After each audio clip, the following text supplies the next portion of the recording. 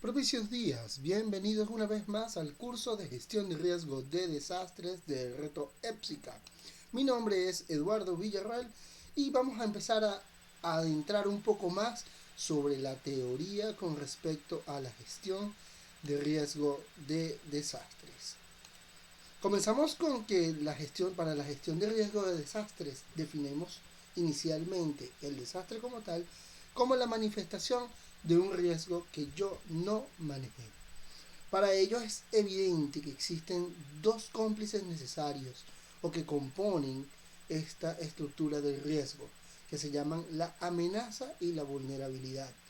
De hecho, el riesgo se define o se plantea con una ecuación matemática bastante conocida, en que el riesgo es igual a la amenaza por o más la vulnerabilidad.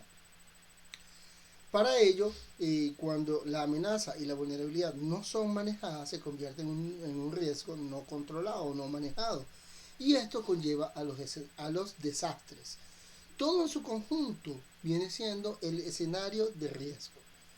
Vamos a empezar a definir uno a uno cada uno de los conceptos. Comenzamos por la amenaza. La amenaza es la probabilidad de que un fenómeno, bien sea de origen natural o de origen humano, se produzca en un determinado tiempo y en un determinado espacio, en un tiempo y un espacio específico. Evidentemente, al tratarse de probabilidad, es necesario definir tiempo y espacio, porque si deja de ser una probabilidad para convertirse en una certeza. La amenaza está compuesta o se divide en dos grandes vertientes, la antrópica y la natural. Dentro de la natural están las geológicas y la hidrometeorológica. Dentro de la geológica están los terremotos, sismos, erupciones volcánicas, entre otras.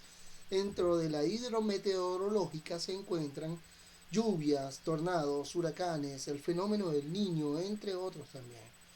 Las amenazas antrópicas son las producidas directamente por el hombre y su manejo de agua, suelo y aire.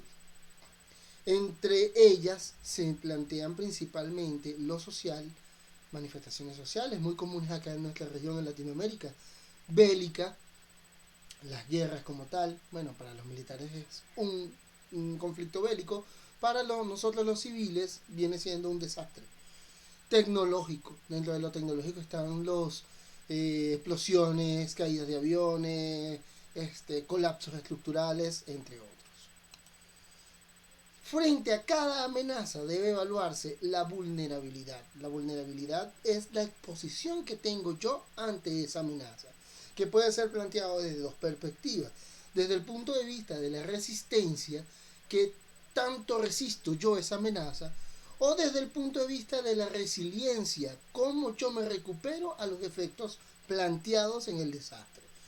La vulnerabilidad no se subdivide como la amenaza en diferentes tipos, sino que tiene factores que lo determinan. Estos factores que lo determinan pueden ser, por ejemplo, el factor ambiental, también conocido como factor ecológico, cómo nosotros nos comportamos con nuestro medio ambiente; factores físicos, donde estamos asentados físicamente, si estamos en una zona sísmica o si estamos en un cauce de río; factores económicos, que más allá de cómo yo tengo o no tengo dinero, viene siendo cómo yo manejo mi dinero o cómo yo invierto mi dinero. Factores sociales. El factor social es el más complejo, siempre como todo lo social, y incorpora dentro de él lo educativo, lo organizacional, lo político, lo cultural, lo institucional y muchos otros factores que sí forman parte esencial de lo que es la vulnerabilidad.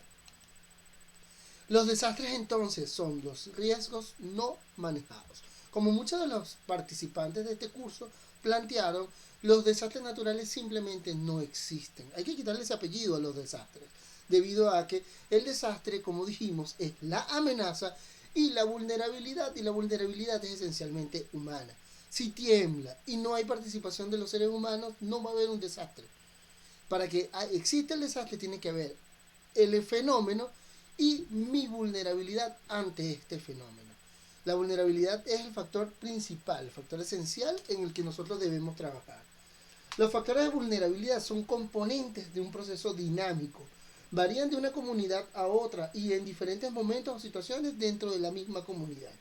Existen algunos factores posibles de reducir para reducir nuestra debilidad, por ejemplo, el acondicionamiento o la rehabilitación de estructuras, construcciones de viviendas adecuadas, rescate de espacios públicos y muchas otras, ¿no? En muchos casos se requiere de recursos económicos, pero en otros simplemente se necesita la decisión política y social que son el elemento principal. Una revisión de los contenidos de la educación, el fortalecimiento de las formas organizacionales de la comunidad, recuperación del saber colectivo de los ancianos para saber qué ha sucedido históricamente, decisiones políticas para hacer gestión de riesgo y muchas otras cosas que se me vienen a la mente. La vulnerabilidad no es exclusivamente un problema de carencias o de bajos ingresos o de pobreza, sino de actitudes prácticas y de cómo utilizamos los recursos que tenemos a nuestro alcance. Con ello, finalizamos el segundo módulo de lo que es el curso de gestión de riesgo de desastre. Vamos en resumen a aclarar. El desastre es la manifestación de riesgo no manejado. El desastre es la manifestación de riesgo que yo no controlé. La vulnerabilidad viene siendo, la amenaza viene siendo el fenómeno en sí y la vulnerabilidad el grado de exposición que tengo yo ante este fenómeno. El riesgo entonces es la sumatoria de la amenaza y la vulnerabilidad. En consecuencia, el riesgo es es la posibilidad de que se genere el fenómeno y el grado de exposición que tengo yo ante este. Entonces el desastre es la materialización de este riesgo que simplemente yo no manejé. Muchísimas gracias. Habló para ustedes Eduardo Villarreal en el curso online de gestión de riesgo de desastre.